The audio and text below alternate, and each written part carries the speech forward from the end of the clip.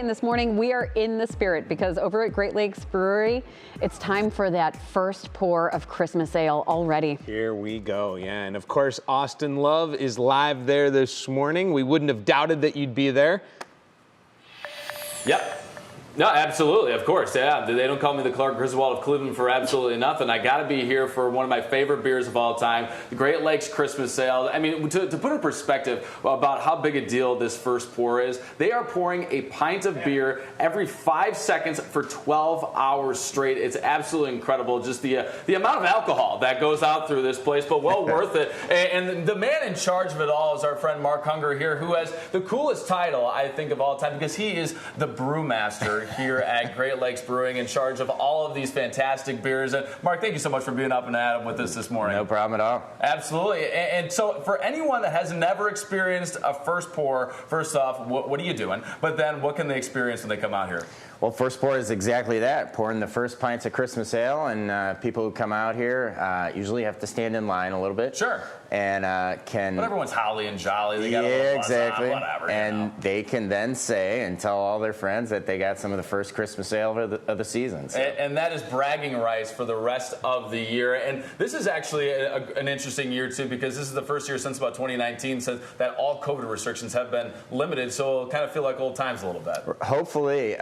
The last 2 years were kind of touch and go. Do we even have it? Now I think finally COVID is maybe behind us. Sure. And hopefully people feel that way and come out and support the brand. So, you know, I would be remiss if we didn't talk about just a little bit of the brewing process of Christmas ale. I mean, tell me a little bit about what goes into brewing this beer, because it is a sacred brew here in Cleveland and Northeast Ohio.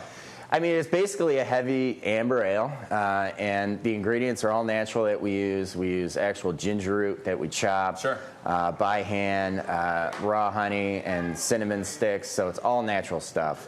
And it takes a little extra to do that, a little extra effort, but we do that. And there is also a lot of added pressure onto it as well, because you don't want to screw up your batch of Christmas ale, but there's so much that how many batches of beer do you guys do every single year? Because it is your top selling beer and it's only around for 8 It is.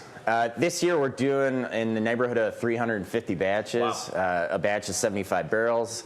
A barrel is 2 kegs. A keg is half a barrel, so do the math, it starts adding up quite a bit. I'm a words guy, not a math guy, but I'm also a beer guy as well. And I know that our friend Dave Chudowski, also a big beer guy too. So I brought Flat Dave here. So Dave, you know what I wanted to do is christen the first Christmas. Just kidding. No, you're going to be getting the lighter, the low calorie, crush-worthy beer here. That I mean, it is very good, flavorful for only 90 calories. So cheers. Maybe we'll get a little bit of that chili off you here, pal. So cheers to you. Not the first crush-worthy of the year, but Flat Dave's first crush-worthy of the entire season. So cheers to you, pal. Oh, boy. Flat Dave won't be able to drive you home now, Austin. No, he'll be all right. I'm 10-2 behind the wheel. You know, Clark Griswold holding on to that Christmas tree. You know the scene, what we're talking and about. I hate to break it to you, Austin. We took a vote in here, and you are not the Clark Griswold. You are more like the cousin Eddie of today. So. Oh, sure. I'll take that as well. Yeah. You know. That's a great. But I'm also the one that publicly said it, so I'm going to continue to say I'm the Clark Griswold of Cleveland because it sounds so much better. We know you give yourself a lot of nicknames. Go right ahead. We'll call you Cousin Eddie. Give myself a lot of credit as well. Hey, I'll have what I'm having. You got to be your biggest fan, guys. I'll have what I'm having. Yes. Cheers to you, Austin. You keep made that it interesting. All right. Thanks, Austin. Oh, my goodness. Well, it's definitely the type of day to tap some of that Christmas ale, at least for one more day, Holly. Well, that day's really been through some times. That's one way of putting it.